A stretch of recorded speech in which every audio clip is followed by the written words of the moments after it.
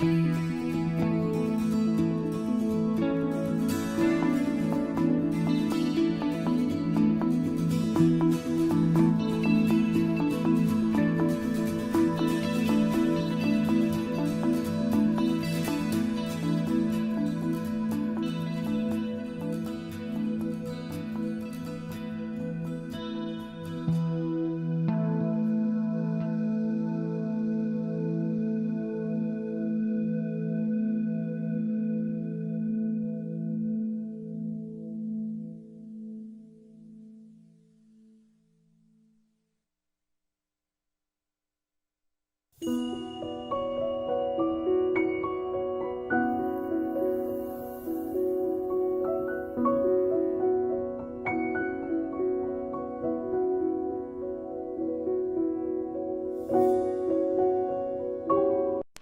morning.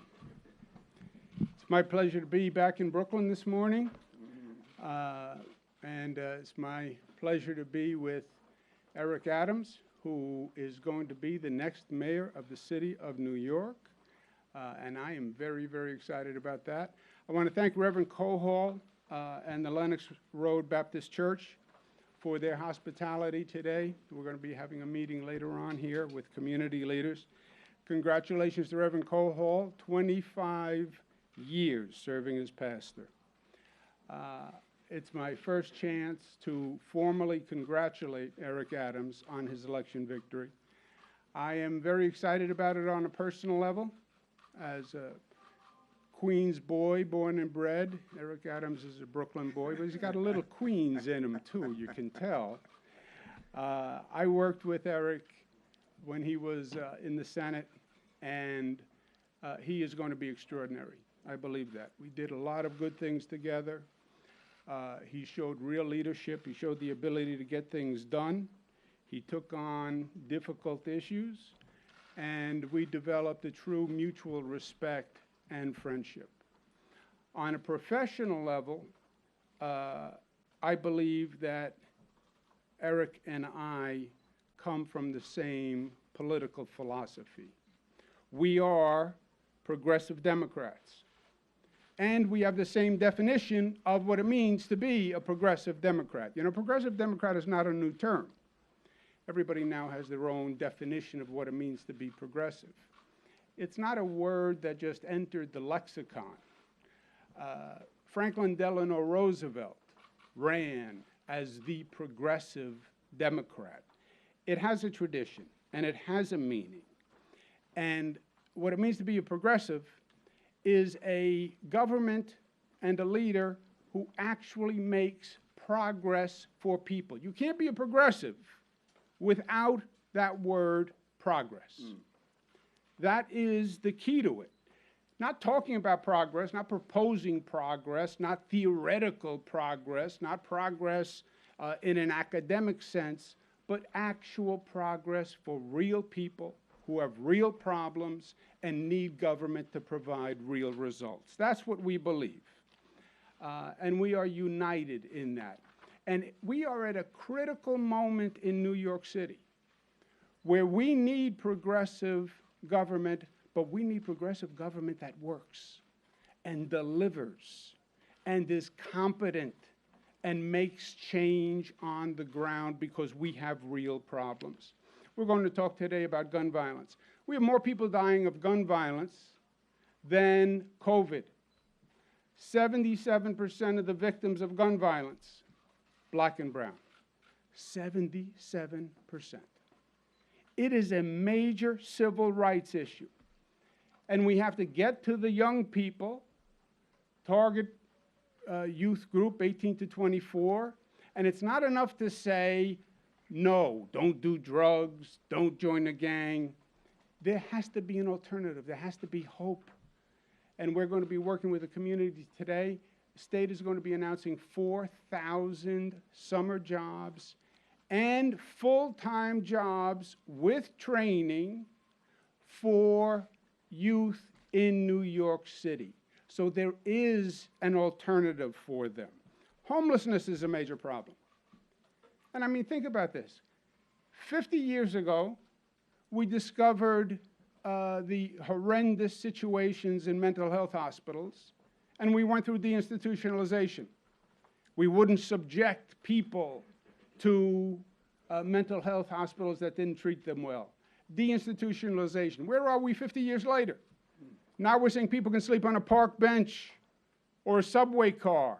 People are sleeping back in subway tunnels again. That was the answer to deinstitutionalization? That was progress? We know how to help the homeless. We've done it, been working at it for years. They need facilities, they need services, they need mental health treatment, and they need housing. But don't defend their right to sleep on a subway car. We're better than that. Provide the services and facilities and shelters that they need, and don't provide shelters that are more unsafe than the subway tunnel. Crime is a major problem. And it's not going to go away on its own. This is a difficult issue.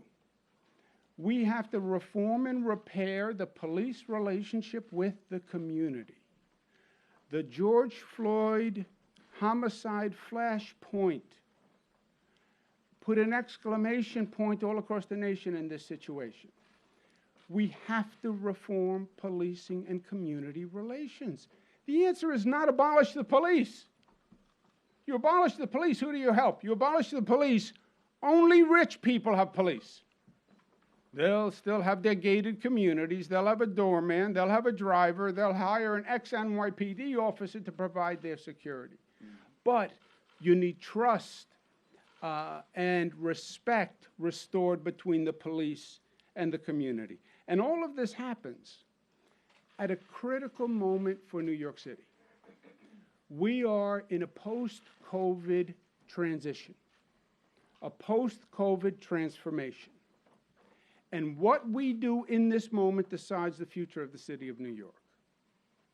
We just went through a year that changed the dynamic.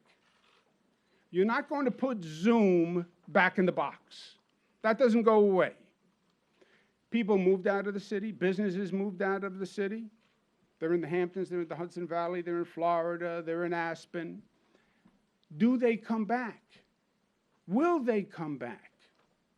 It depends on what we do. And they're not going to come back if they're afraid to walk down the street, and if they're afraid to take the subways, and if they're afraid of being harassed. New York City has to be welcoming. And we have to tackle these issues and tackle these problems. We have to show them a positive future. That's why I've been working so hard on major new projects. We're going to build a new airport. We're going to build a new train station. Why? So people see progress and they believe in New York once again. This is a national problem. They're all national problems, but it's New York's place to fix them. Why? Because New York State, New York City are the progressive capital of the nation. That's our legacy. That is our destiny. And we have tackled many problems first in New York. First to do marriage equality, first to do $15 minimum wage, first to do paid family leave, first to do the best gun control law in the nation. That's who we are. And these are national problems, but they'll be tackled here. We will do it in partnership, and we'll show the nation how the job is done and what it means to be a progressive Democrat. I believe Eric Adams can do that. It is not easy. It's hard. Two elements, courage and competence. And I believe Eric Adams has both those elements. And I pledge today to work in full partnership with him to solve these problems in New York, to reestablish effective progressive government, and to show the country how we tackle these problems in a progressive, humane, intelligent, effective way, and how we make government work again. I am excited. I'm excited for all the people in the city of New York and all the people in the state of New York. Because as you know, as goes New York City, goes New York State. It is an interwoven destiny. and we are going to make New York City better than ever before. That's our pledge. Congratulations, Eric Adams. Thank you. Thank you, Governor. Thank you. Thank you so much, Governor. And I am so happy that you joined us here at Lenox Road. And I, too, want to say congratulations to the pastor, who I consider to be one of the most important spiritual leaders in the borough of Brooklyn. And also agree with you, the way goes New York City goes New York State, and in fact goes America. This is such an important place for all of us. And I am happy that you touched on progressive and what it means to be progressive. I have made it clear over and over again, I am the original progressive voice in this city. And being progressive is not what you tweet, but what you do to help people on the streets every day. And when we talk about the Rockefeller drug laws, not only did I protest against those draconian laws as a sergeant in the police department, but I went to Albany and put together the coalition that reformed the Rockefeller drug laws. When we talk about marriage equality, did people forget? That was our bill. That's right. That's exactly right. We signed that into law. When we talk about all of these issues, it didn't start this year. It started so many years ago.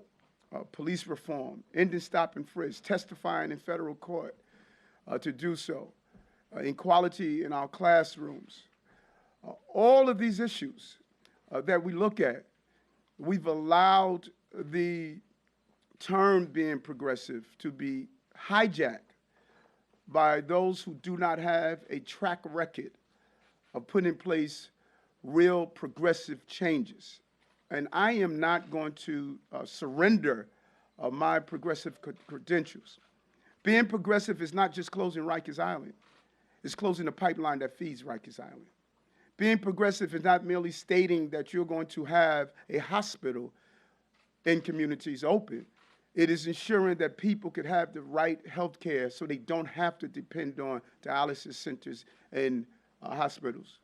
Being progressive is not merely having a school building. It is ensuring that our children have the right tools inside those school buildings that are really far beyond what people are even talking about. Something simple as washing machines. You have children who are not going to school every day because they don't have clean clothing. And that is the difference in our style of progressive leadership. And I agree with you. We see eye to eye that we must put in place real changes for people on the ground. And that's what I represent. And I said it then and I'll say it again. I am the face of the Democratic Party. Those countless number of men and women, everyday workers, that they want safe streets, they want their children educated, they want to stop hearing gunshots instead of alarm clocks. They want to ensure that they can be employed and live in an affordable city. Those are those bread and butter issues that I believe is crucial to not only the city of New York, but this entire country. And I'm Team New York. I'm Team New York. I am not going to engage in all the differences in the debates. I wear one jersey, New York City. And that is who I'm going to stand up for. I did it as a cop when I put on a bulletproof vest for 22 years and I stood on the street corners and protected the children and families of the city. My son won't grow up in a city that I grew up in. That is not going to happen. With a 13-year-old baby assassinated in the Bronx in broad daylight, what appears to be a retaliatory shooting. And no one wants to talk about that. That's unacceptable. And so I appreciate not only the President of the United States, our President brought this conversation to our nation's capital. We have ignored this conversation so much, and it was frustrating to hear everyone talk about assault rifles. We have a handgun problem, but the victims are black and brown and poor. And now to see the governor continue to amplify this conversation. I remember when we talked about the high-speed ballistic ammunition and we pushed that through Albany. We have to engage in this conversation. It's happening every day in our cities, but not a heavy-handed policing model, a holistic model. And what the governor is rolling out, it is a complement to what the President of the United States stated. How do we do employment, youth engagement, making sure we put money into the hotspots, crisis management teams? How do we redefine the ecosystem of public safety so that we can identify what is the police role in that ecosystem as well as some of the other entities in that system, and treat gun violence as a public health emergency? We push back on the pandemic and reopen our city. Now we have to deal with the pandemic of violence that's real. And many of us in this room, we're insulated from it. If I were to ask you, do you know someone who was shot and killed in the last year, your hands won't go up. Go into a classroom in Brownsville and ask a classroom of students, how many of you lost someone to gun violence? How many of you lost a family member who was shot? You would get 8 out of 10 of those children raise their hands. Those are the people we have ignored. We've normalized violence in our city and the feeders of violence in our city and in our entire country. That's what this is about.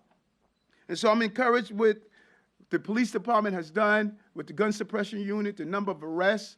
We need to do a better job in giving them the support that they deserve.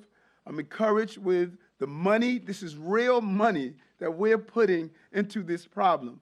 And it's really impressive what the governor is going to announce today and continue to announce and roll out with their team. And I'm also encouraged with the energy that we're seeing across this entire city, that we're recognizing we must fix this problem because it's tied into our economic recovery. The prerequisite to prosperity is public safety and justice. No one is going to come back to our multi-billion-dollar tourism industry if 3-year-olds are shot in Times Square. It's just not going to happen. No one is getting back on our subway system to fill the office towers in Manhattan if they've been shoved on the subway tracks. We're just not going to turn around this city. We're going to lose those high-income earners because the income that comes from the 65,000 New Yorkers that are paying 51% of our taxes, that's paying for our teachers and firefighters and police officers. If they flee to Miami, so too are their tax dollars fleeing as well. We need them here, and we need them to be part of our economic recovery. So it's not about turning against each other. It's turning towards each other and ensure that we can turn this around with employment, with support, with mental health professionals, giving jobs. Jobs equal dignity, and it equals opportunity. And so today, we will not accept a force or either an argument that we have to have justice or public safety. They go together. And using that mechanism, we're going to have a safe city where we can raise healthy children and families. And I look forward to the partnership with this administration, as well as the partnership with Washington, D.C., to finally turn around the systemic poverty and crime that's pervasive in far too many communities in the city. So again, Governor, I thank you for the opportunity to be here with you. Thank you very much. Well said. Beautiful. Questions? Myself or? Governor, in 2013, you passed the SAFE Act and said that it would usher in a new era of safety in New York City and New York State. The criticism at the time was that it was cracking down on legal gun owners and wasn't doing much to sort of stem the tide of illegal guns that were coming into New York. Given where we are now, was that criticism correct? No. The problem with guns is on multiple levels, right? Assault weapons, high-capacity magazines that can kill 20 people, that are not used in hunting, that are not of any bona fide sportsman purpose, were outlawed by the SAFE Act. We also said we have a different issue, which is we have the strongest gun laws in the state of New York, in the state of New York are the strongest gun laws in the nation.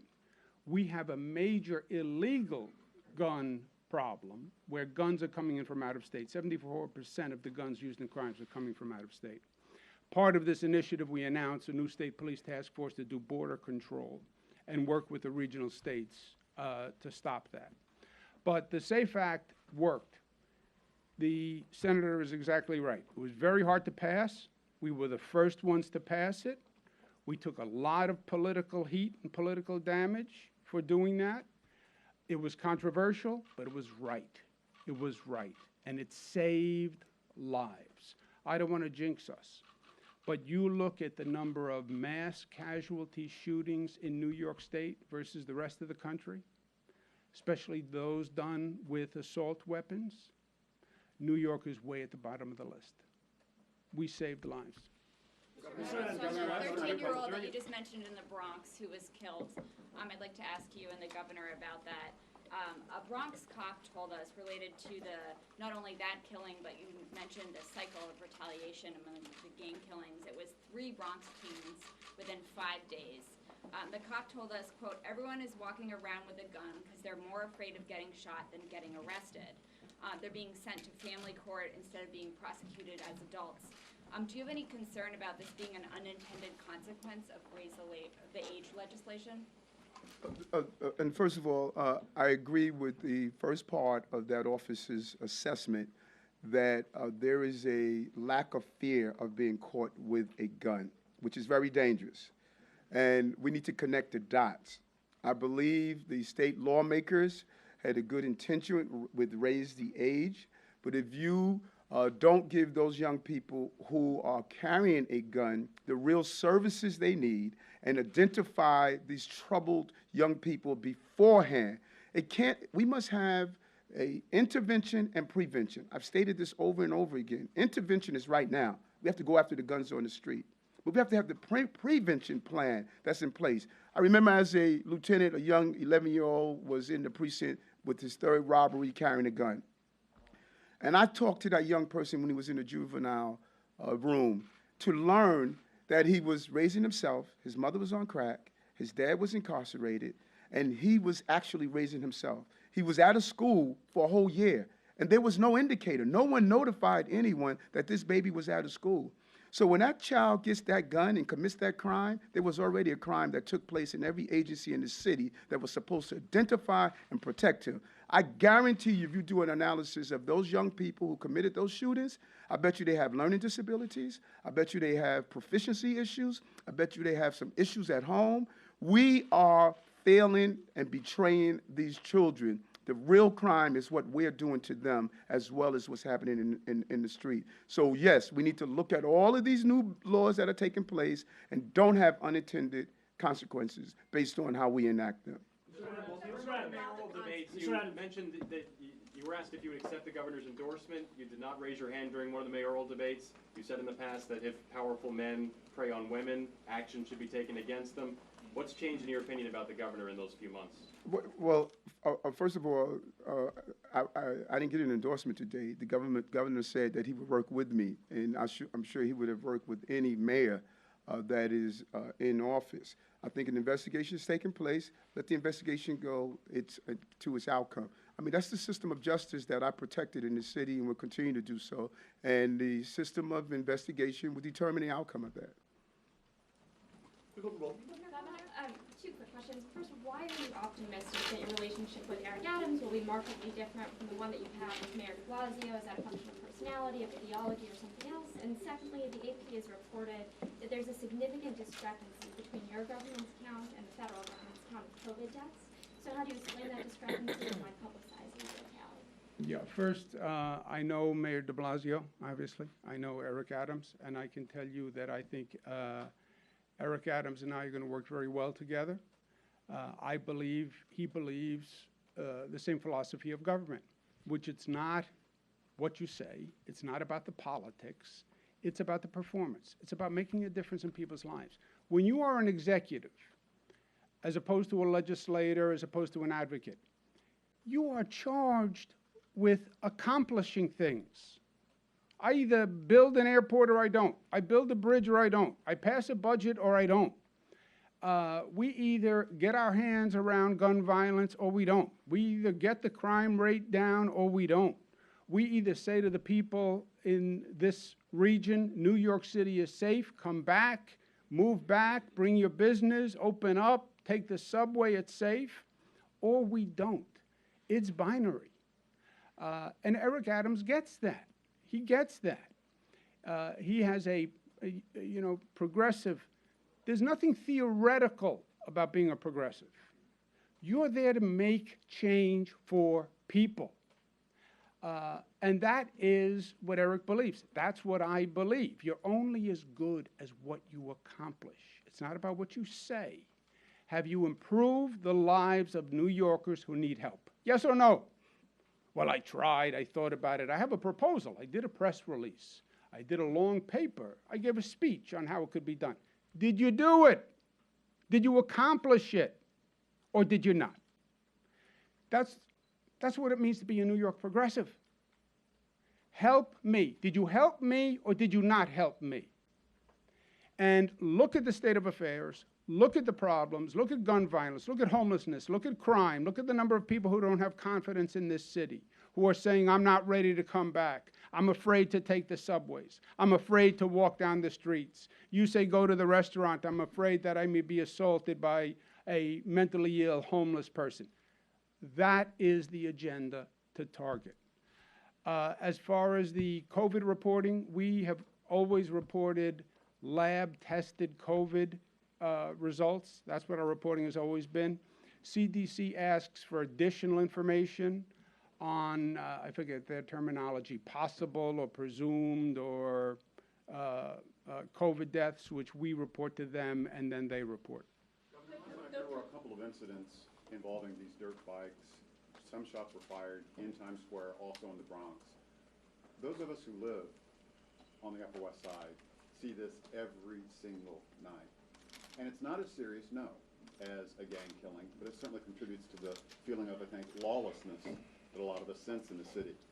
For both of you, what can be done about that? Because we see, and we don't expect the police to throw themselves in the Broadway and stop them, but we see police all over Columbus Circle standing there, yeah, but nothing's done. So yeah. What can be done? All right, let's get a little real. Let's get a little Brooklyn and a little Queens, okay? Out of borough guys. First of all, I do believe gun violence has not gotten the attention. It's got media attention, but it has not sparked the popular outrage that it should, because 77% of the victims are black and brown. And poorer communities have endured problems for much, much longer, which if they were happening in other communities, I think there would have been much less tolerance. That is true. Second, your point is different. General sense of lawlessness in the city. Yes, I hear it all the time. And there is a general sense of lawlessness in the city.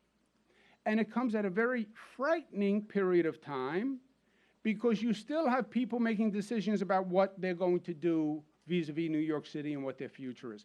I talk to businesses all day long, begging them to come back to New York City and tell their employees now to come back to New York City. And what they say to me is, look, I'd love to come back, and my people would love to come back, but, and then there's always a but, they're afraid. They hear about the subways. They took the subway, they're afraid on the subways. They think there's a lawlessness in the city. And that's why I think Eric Adams is going to just understand this on so many levels, law is what prevents chaos. We are one of the most dense environments on the globe. You can't put 9 million people in a place, different religions, different ethnicities, different orientations, and say, all right, you have a dirt bike, you get to ride it wherever you want to ride it, because that's freedom and that's liberty. You have to enforce the law. Otherwise, you have chaos, and otherwise you infringe the rights of everyone. Well, you have to enforce the law with a police department that respects the community. Absolutely. Absolutely. So how will that change? how will you change the perception of lawlessness? And this is a question for both of you. And how do you change, the police commissioner says it over and over again, there seems to be no consequences to crime or gun crime. The 16-year-old in the Bronx was arrested 3 times in the past 3 months with a gun, and he's back out on the street. Unacceptable. Unacceptable. First, this has become a national problem.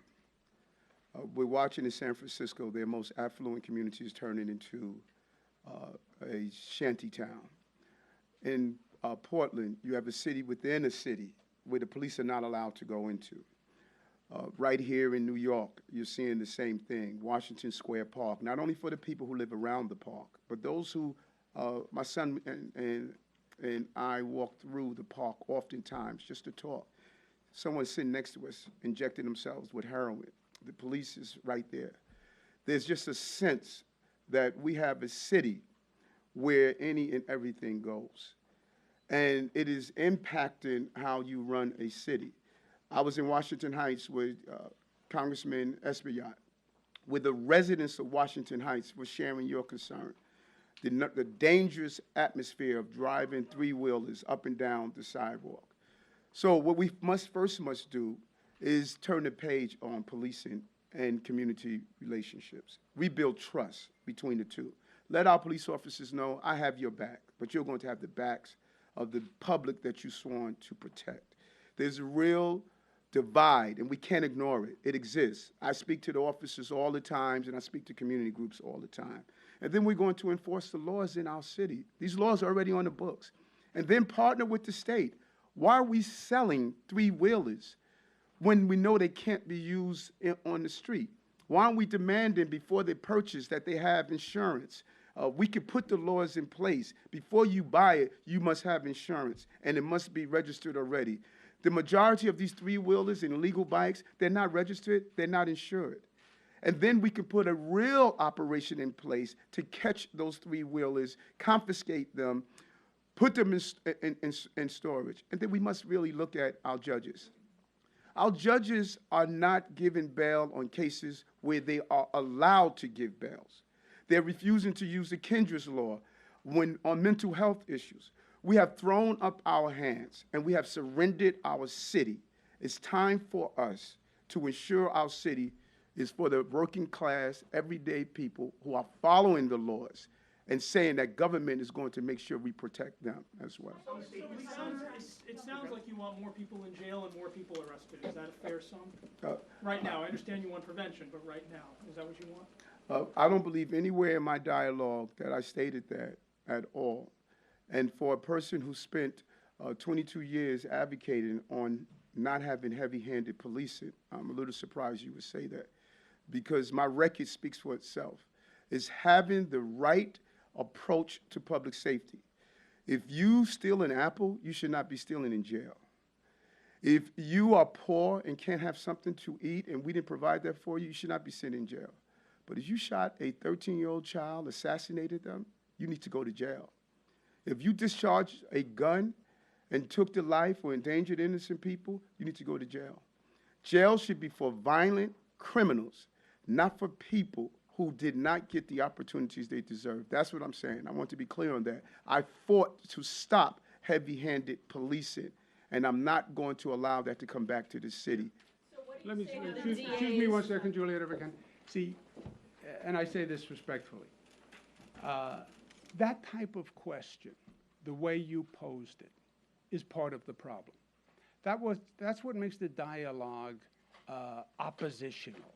So you're saying you're in favor of people putting people in jail, and jail is bad. Obviously, nobody wants to put anybody in jail. I've closed more state prisons than any governor in the history of the state of New York. I've closed more state prisons than anyone in the history of the state of New York. Oh, so you have no police and no jails? No. You do everything you can to keep a person out of jail, starting with when they're young and in a community that doesn't have the services and the education and the opportunity, which is what we're going to be talking about now. Spotting those families in crisis, spotting the mental health issue, spotting the substance abuse, providing a job so the young person says, oh, there's an alternative to the gang. I can actually get a job. Do that. Criminal justice laws that say this is a minor crime, this is a major crime, this is diversion. You want to put as few people in jail as possible. But if you have a dangerous individual who can hurt people, then yes, there is a place for a criminal justice system, and there is a place for a jail. And because I say there are some people who need to go to jail, that doesn't make me a bad person. It is reality. Well, in theory, we should have a system where nobody goes to jail. Yes, I agree with you in theory. Real progressive, ultra progressive, no jail for anybody. Yes, utopia. I agree. People without sin and without crime and without malice, and we have no jails. Yes, humanity's not quite there yet. So let's deal with the reality. What do you say to the DAs? What do you say to the DAs? What do you say? Hold on, I'm sorry. Excuse me. What What do do you you want judges to do differently with regard to bail? Okay, first let's deal with the Kendrick law. I want them to follow it. This is a way of having people who are dealing with mental health illnesses to be compelled to take their medicine. We need to follow that. I want them to follow the existing law. If a person does a violent crime, if you shoot someone, on Monday, you should not be out on Tuesday. We're finding that there's a reluctancy for judges to follow the law where they can issue bail. Violent offenders, particularly repeated violent offenders, who have made it clear that they're going to continue to harm innocent people. Our criminal justice system should not be protecting them, should be protecting the innocent people of the city. That's what I believe, that's what I have fought for, and I will continue to fight for. So what do you say to the DAs who don't want to prosecute certain crimes? We're talking about a fair beating, we're talking about trespassing. A lot of these are quality of life issues that affect everyday New Yorkers. Right, and those are quality of life issues. And those are the issues that we should sit down and talk about. How do we prevent that? Because I jumped the turnstile because I didn't have money to get to work. So we should look at what is causing the jumping the turnstile. Should we have a reduced fare Metro card that impacts other families? We don't want to criminalize poverty. And there's a clear line for me between violent crimes, predatory crimes, and those crimes what people are doing because of the circumstances they're in. There's a clear line for that. That's what I don't want to criminalize. Let me say this, is that we have a community meeting that is waiting for us. These are, we're announcing a new partnership to deal with gun violence. That does everything we said. That is a holistic approach. And what we've done is a public health approach where we have targeted the hot spots, just like COVID, where you have the majority of the shootings. And we're going to reach out to those youth in those targeted hot spots with jobs, intervention, et cetera. And we're going to do it through the local community groups with state resources. A big piece of it is 4,000 jobs available now citywide and making those connections. And we're going to meet with those communities. I'll get you the total. I think it's in the press release, Marcia. Let me just end saying, because we have them waiting. Will you fund your portion of the Gateway project, Governor? Let's just, let me say, on Gateway, we have an MOU, well, we have an agreement on the first phase of Gateway, as you know. I am so excited about Eric Adams. Yes, these are all tough problems. They're all tough problems. But this city has been through tough problems before. You've been around a little bit. You remember the 70s. You remember the 90s. You remember when this city has seen high crime. You remember when you've seen high rates of homelessness. When people said, oh, New York City's future is doomed. After 9/11, people said nobody will go back, right? Don't underestimate New Yorkers. And don't underestimate New Yorkers with quality leadership and a person who is willing to stand up with courage and competence to get it done. That is the formula, getting it done, and Eric Adams, I believe, is that person. We have the community group waiting, please, and they've been very patient. Thank you. Thank you very much. Thank you. Thank you.